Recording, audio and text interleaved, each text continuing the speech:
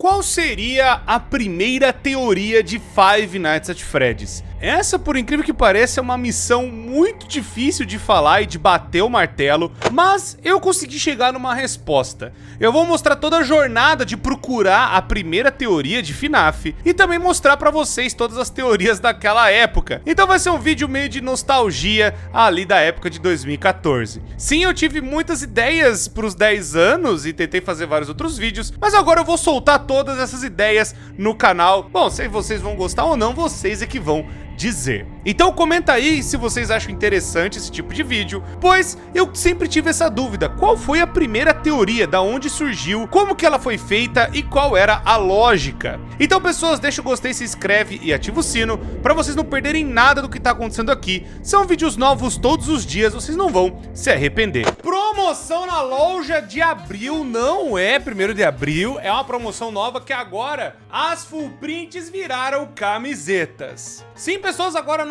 todo o catálogo tá atualizado com as nossas dry fit, lindas e maravilhosas agora para você poder usar. Tá um calorão do caramba e também atendendo que a galera queria camisetas dessas estampas e agora elas existem. Então você pode conferir agora na descrição loja.com.br/core e também tem o nosso cupom que, se você quiser se preparar para o inverno que tá vindo aí, temos uma coleção completamente nova de estampas, de memes também, agora com as coisas mais clássicas do canal. Não pode comer pedra, tem a Mônica perturbada, tem também comemorar e tem eu odeio todos vocês, os memes clássicos aqui do canal. E também agora em versões novas de moletom, e na compra desse moletom você leva uma camiseta à sua escolha. Você coloca o moletom, a camiseta no carrinho e digita o código CORE ABRIL que você já tá aí, ó, com a camiseta de graça na faixa pra você. Então aproveita agora, nessa promoção de abril, pra você ficar bonitão com as estampas novas da loja e também aí ficar preparado para o inverno com os moletons para você levar até uma camiseta na faixa. Muito obrigado, pessoas, e isso ajuda bastante o canal aqui. Compre nossos produtos, que eles são de alta qualidade. Obrigado, gente, e vamos pro vídeo. Vem comigo embarcar em mais uma jornada nostálgica para o longínquo ano de 2014. Ano esse que, em 8 de agosto, Five Nights at Freddy's era lançado. E é desde então, muita coisa surgiu envolvendo a franquia. Antes de mais nada, vamos definir o que é uma teoria. Teoria é uma explicação fundamentada de um fenômeno baseada em evidências, observações e experimentos. As teorias podem ser utilizadas para fazer previsões e até utilizadas em investigações para dar um norte para possibilidades do que poderiam acontecer. Uma teoria ela pode seguir um conjunto de regras que já foram estabelecidas, mas elas podem ser mais ou menos sistematizadas. Eu tô pegando pelo dicionário de Oxford e também pelo próprio Google me respondendo para a gente ajudar nesse conceito. Teorias, no geral, envolvendo coisas na internet, serve muito pra gente prever o que vai acontecer com alguma franquia, com algum jogo, com algum filme, alguma série que a gente gosta e gosta de ficar, sabe, teorizando o que pode acontecer no futuro. Ou também explicar alguns fenômenos ou coisas que estão entrando dentro de um universo do que aquela franquia está tentando explicar pra gente. Então é como se a gente utilizasse algumas coisas que nós vimos durante o jogo para justificar o como ou porquê ou onde elas aconteceram. E aí o negócio descamba para muitas coisas, a gente pode ter teorias de tudo o que é jeito. Seguindo algumas lógicas até fora do jogo ou seguindo lógicas que o próprio jogo demonstra. Enfim, agora que vocês sabem mais ou menos como é que é uma teoria,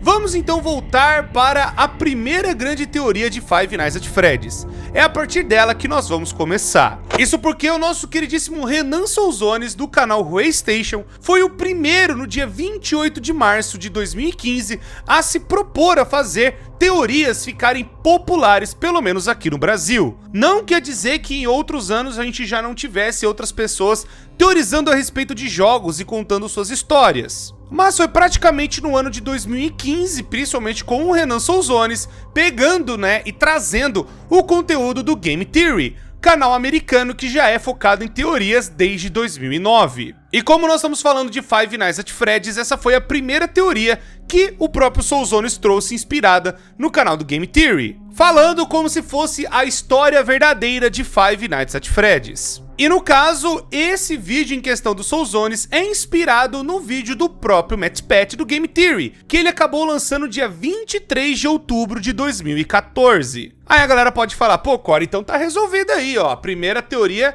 foi feita dia 23 de outubro de 2014. Aí é que tá o grande problema, não foi a primeira teoria, pois eu quero mostrar nesse vídeo que várias outras teorias e até algumas piadas já estavam circulando na comunidade mais ou menos ali entre agosto e setembro de 2014 também. Mas falando um pouco mais dessa teoria, é basicamente fazer um paralelo entre Five Nights at Freddy's e a Chuck E. Cheese. Caso vocês não saibam, a Chuck E. Cheese é um restaurante americano, uma franquia de pizzarias, onde eles já estão espalhados para tudo que é canto lá na América do Norte, mas aqui no Brasil tentaram abrir uma e acabou se chamando Chico Cheese, que foi no Rio de Janeiro. Eles tentaram abrir outras bandas e até outras coisas meio paralelas que acabaram sendo inspiradas, até colocadas no Beto Carreiro. Eu já trouxe um vídeo a respeito disso, mas a Chuck E. Cheese mesmo, de nome vindo pro Brasil, ela nunca chegou a vir com um nome oficial. No caso, o pessoal até do Rio de Janeiro perdeu a autorização de utilizar o nome e acabaram abrindo aquela pizzaria como Chico Cheese. Mas voltando ao paralelo das duas franquias, é claro que a franquia de jogos, o Five Nights at Freddy's, é inspirado na Chuck E. Cheese. Dá pra ver pelos animatrônicos, por toda a parte de ser uma pizzaria também. E é claro, o próprio Scott Calton admite que ele também se inspirou na própria Chuck E. Cheese. Que nem eu tô mostrando pra vocês uma entrevista na época que o Scott Calton fez pra Geeks Under Grace, onde ali o Scott Calton deixa claro a sua inspiração. No caso, ele sofreu muita crítica com um jogo antigo dele, Cheapers and Sons, e ali ele acabou pegando a crítica que foi feita a respeito desse jogo, falando que os bonecos que ele trouxe eram animações 3D feias, pareciam animatrônicos muito feios. Ele pegou essa ideia e acabou fazendo Five Nights at Freddy's. Só que a teoria do MatPat, ela não se contenta só nas similaridades entre Five Nights at Freddy's e a Chuck E. Cheese. Ela vai um pouco mais além, que não tem nada a ver com a inspiração original, onde fala que na Chuck E. Cheese, por conta do massacre que rolou em 93 em um dos seus restaurantes, esse seria a base para a história que aconteceu no restaurante no FNAF 1. A teoria coloca uma tragédia real, onde um ex-funcionário acaba entrando no lugar e atirando em 5 funcionários. Só que um desses funcionários, que era o cozinheiro, acabou sobrevivendo aos disparos e conseguindo ligar para a polícia. O paralelo que o MatPat faz na época é justamente falar que as 4 vítimas seriam as 4 pessoas que estariam nos animatrônicos, e a 5ª vítima, que seria algo aleatório, que o tal atirador não estaria, sabe, prevendo que fosse acontecer, seria o Golden Freddy. Essa teoria, eu não preciso nem dizer que não tem nada a ver com o jogo, é mais um negócio completamente bizarro tentando encaixar um evento da vida real em um jogo que nem se estava propondo a fazer isso. Não era para ser um paralelo da vida real, visto que dentro do jogo tinham cartazes falando das crianças que estavam mortas e a história estava praticamente sendo desenrolada no próprio jogo. Tanto que o próprio Scott Calton já na época tinha anunciado o FNAF 2. Que chegaria para nós em novembro do mesmo ano, ali em 2014. Então a teoria é muito viajada, é um negócio que não faz o mínimo de sentido, mas muitas pessoas acreditaram na época. Não só por conta da similaridade de ter um lugar de verdade com Five Nights at Freddy's, que também despertou muito o interesse das pessoas. De talvez o lugar de Five Nights at Freddy's ser real ou ser baseado em uma história real. O próprio Scott Calton já desmentiu isso, dizendo que não tem nada similar com a realidade, ou com um evento trágico da realidade, melhor dizendo. Ele admite que se inspirou nos animatrônicos, e que eram até bem feios quando ficaram estragados. Muitas pessoas já falaram de como os animatrônicos da Chuck E. Cheese estavam praticamente abandonados. As pessoas não tinham nenhum tipo de interesse em vê-los nas pizzarias, e as pizzarias não davam nenhum tipo de manutenção a esses animatrônicos. Tanto que surgiu várias filmagens de animatrônicos abandonados ao decorrer dos anos, mostrando que nem a própria empresa se importava tanto com eles. Então o Scott Cawthon pegou essa estética e transformou na parte do jogo dele de ser uns bichos assustador meio feio, mas com um certo charme que poderia ser um evento para crianças poderem se divertir numa pizzaria. A apresentação dos animatrônicos, melhor dizendo. Mas voltando aqui à parte que eu falei para vocês agora. Qual é então a primeira teoria, Cor? Se não é essa, qual que é então? Então a partir desse ponto eu comecei a procurar a respeito de Five Nights at Freddy's ser real. Isso também foi uma grande teoria que surgiu naquela época, ainda mais que eu estou mostrando pra vocês. Um post no Tumblr de um usuário chamado A Broken Pirate Foxy, que ele até usa uma das imagens que a galera acabou colocando muito naquela época, como a Freddy Fazbear Pizza, e contando uma história a respeito deste lugar. Esse post, pra vocês terem uma noção, é um dos arquivos bem interessantes da internet, que começavam a colocar Five Nights at Freddy's como se tivesse um lugar de verdade. Esse post é datado do dia 29 de setembro de 2014, ou seja, algumas pessoas já estavam com esse interesse de vincular Five Nights at Freddy's, ou pelo menos alguma coisa do jogo, com algum evento da realidade, ou com algum lugar de verdade. Tanto que parte da comunidade na época meio que até acreditou, não só por conta das fotos e os photoshops que a galera fazia, mas o negócio explodiu tanto que foi justamente alguns dias antes da teoria do MatchPat surgir, lá no Reddit de Five Nights at Freddy's, no dia 16 de outubro de 2014, um usuário chamado PMK2000 acabou encontrando a Freddy Fazbear Pizza de verdade, só que em Chicago. No caso, o nome do lugar era Freddy's Pizza, e aí isso aconteceu um problemão enorme para aquele lugar.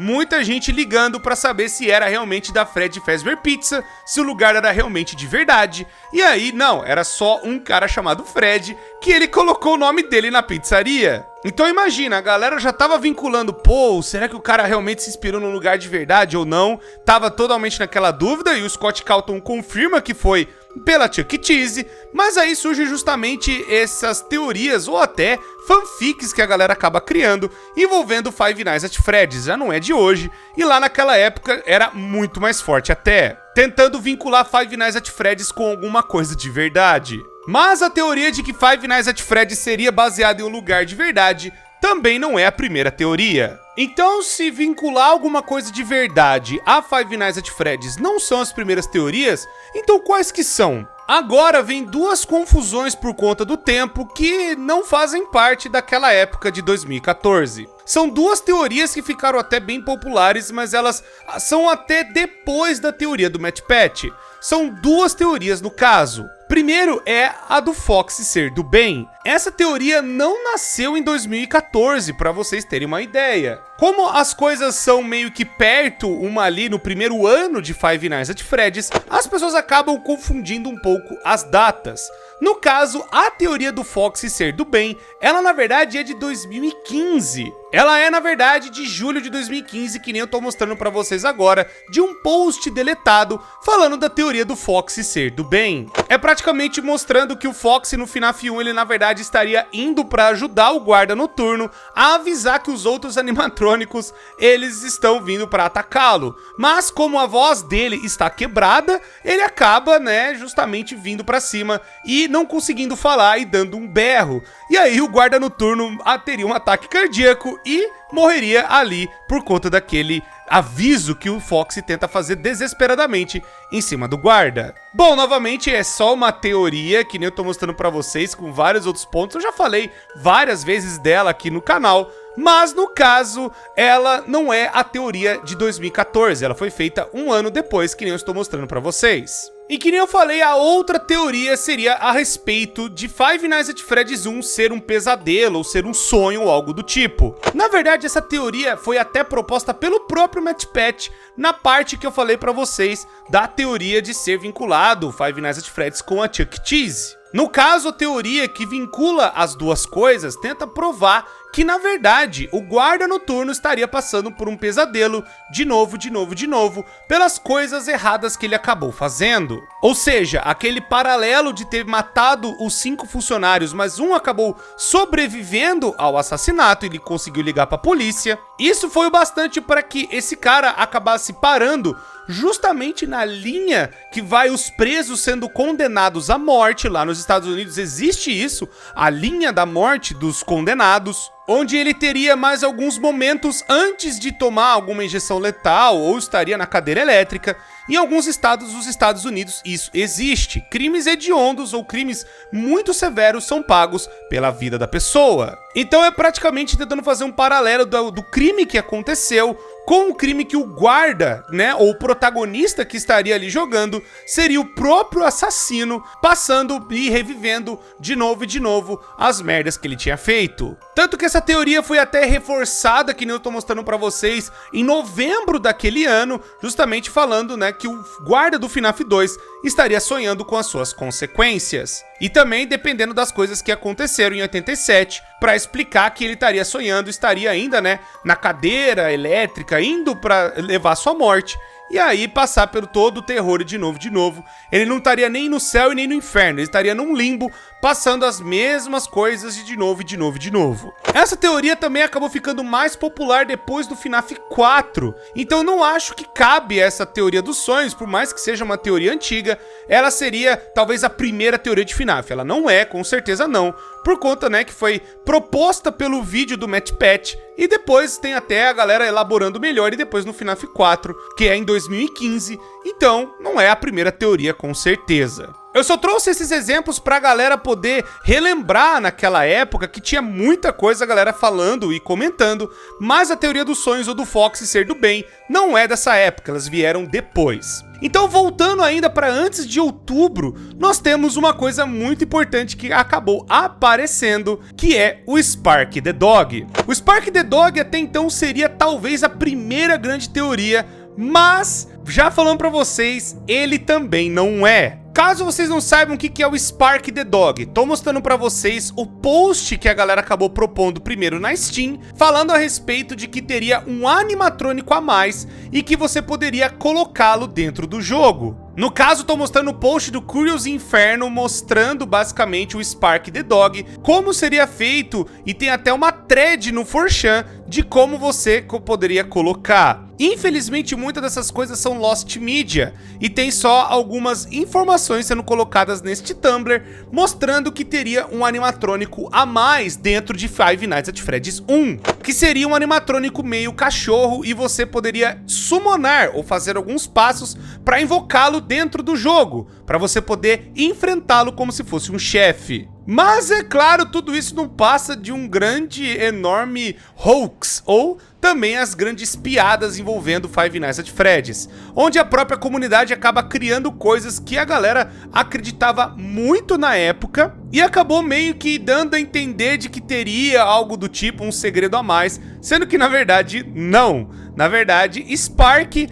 é só uma coisa criada por fã, e isso foi até feito de referência no primeiro filme de Five Nights at Freddy's, mostrando um animatrônico completamente destruído chamado Spark. É para fazer a referência a uma das primeiras lendas urbanas, ou entre aspas, teorias, que a galera acabou criando na época para justificar que teria, na verdade, um sexto animatrônico no FNAF 1, e seria o Spark. Mas novamente o Spark foi criado pela comunidade como essa coisa que existia dentro do jogo, e até eu acreditava que o Spark the Dog era a primeira teoria de Five Nights at Freddy's. É um pouco difícil de falar qual seria a primeira grande teoria, mas eu acho que eu cheguei numa conclusão. Primeiro eu tenho que falar pra vocês que antes até do Spark surgir ou ser alguma coisa na comunidade, já estava sendo debatido quem tinha feito a mordida de 87. Tem um vídeo justamente no mesmo dia que começou o negócio do Spark falando a respeito disso, então já tinha algumas discussões a respeito de quem teria feito a mordida de 87. Isso, pessoas, eu tô falando antes do dia 21 de agosto de 2014, que é justamente a data que a gente encontra o negócio do Spark, mas antes disso tem a galera comentando quem seria o responsável ou a responsável pela mordida de 87. Tanto que na época muitas pessoas chegaram à conclusão de que o Foxy seria o grande responsável por ter feito a mordida. Isso porque ele age de forma esquisita, age de forma completamente diferente dos outros animatronics e ele teria a capacidade de morder um dedo fora. Não que os outros animatrônicos não tenham, mas por conta dele ser irregular e quebrado, ele seria o grande responsável ali na época de ter feito a mordida de 87. Lembrando, gente, na época não tinha FNAF 2, nós estamos falando de semanas depois do lançamento do jogo. Então seria perfeitamente plausível a grande teoria de Five Nights at Freddy's ali da época ser a mordida de 87. Mas na verdade, a primeira grande teoria, ou que a galera acabou encasquetando mais e falando muito mais a respeito, é o destino do Phone Guy. O Phone Guy, ele sempre foi essa coisa misteriosa e vendo ele retornando no FNAF 2, trouxe muitas mais dúvidas a respeito para as pessoas. Tanto que eu tô mostrando para vocês posts anteriores, dia 19 de agosto, por exemplo, criando ali uma discussão a respeito do Phone Guy e até mostrando coisas anteriores do que ele teria falado e o que significaria aquela última chamada da quinta noite de Five Nights at Freddy's. Então a primeira grande teoria de Five Nights at Freddy's é a respeito do Phone Guy, o que teria acontecido com ele, e também na época as pessoas estavam teorizando que a Chica seria a que acabou ficando com o corpo do nosso queridíssimo Phone Guy. Isso foi muito debatido na época, várias pessoas colocando os pontos da onde seria e qual seria o destino do Phone Guy,